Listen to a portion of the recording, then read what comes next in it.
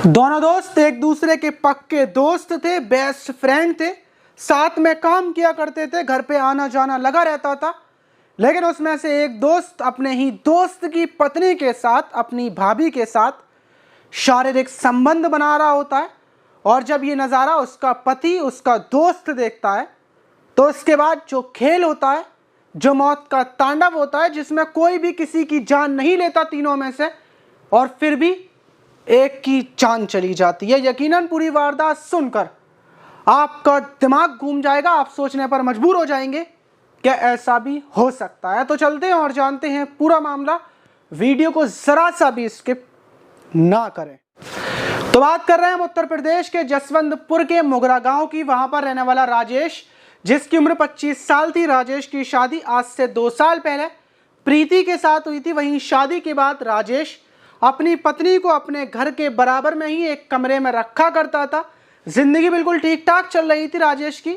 लेकिन आज से कुछ महीनों पहले ही राजेश का काम पूरे तरीके से बंद हो जाता है, वो बेरोजगार हो जाता है।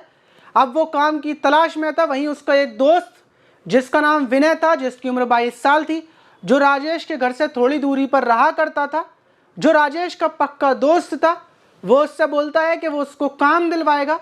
और विनय अपने साथ राजेश को कोल्ड स्टोर में ले जाता है, जहां पर वो खुद काम किया करता था, और राजेश को भी अपने साथ काम पर लगा लेता है। अब राजेश काम करने लगा था और राजेश के लिए विनय भगवान का रूप बनकर आया था, जो बेरोजगारी में जब खाने पीने के लाले पड़े हुए थे, तब राजेश को विनय ने काम दिलवाया।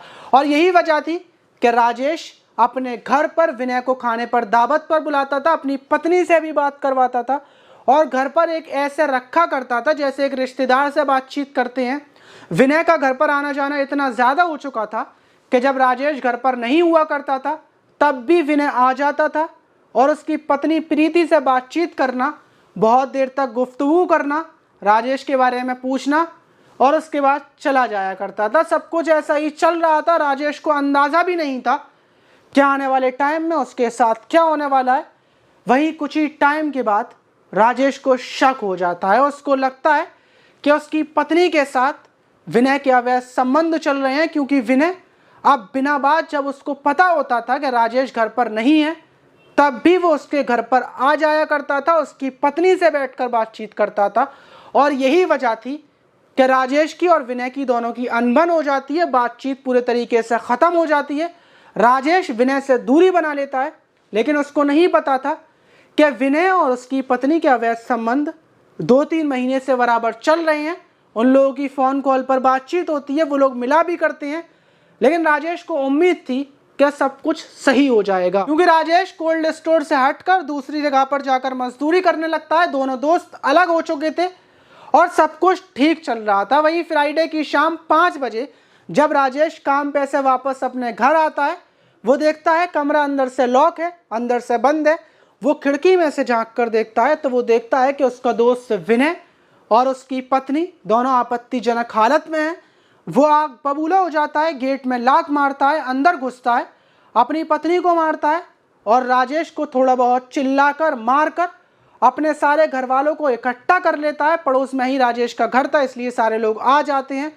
और उसके बाद विनय के ऊपर मारापीटी शुरू हो जाती है। मारापीटी करने के बाद विनय को कमरे में बंद कर दिया जाता है। राजेश बाहर आकर लॉक कर विनय की फैमिली को बुलाने जाता है। विनय के चाचा, विनय के पिता जब कमरे पर आते हैं और तो वो देखते हैं खिड़की में से झांक कर कि विनय फांसी के फंदे पर लटका हुआ झूल रहा है। वहीं गेट खोला जाता है, विनय को उतारा जाता है।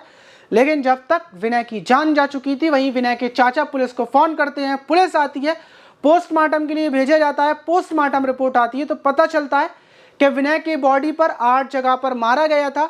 लेकिन अभी तक खुलासा नहीं हो पाया है क्या विनय को राजेश ने मारा, राजेश की फैमिली ने फांसी के फंदे पर टांगा, या फिर विनय ने शर्म की वजह से, या फिर अपने फैमिली वालों से बचने के लिए और नाम खराब होने की वजह से फांसी के फंदे पर लटक कर अपनी जान दे दी। अब आपको क्या लगता है कि विनय ने खुदकुशी की है या फिर राजेश ने मारा है? कमेंट बॉक्स में अपनी राय जरूर दीजिएगा। मिलते हैं किसी और वीडियो में।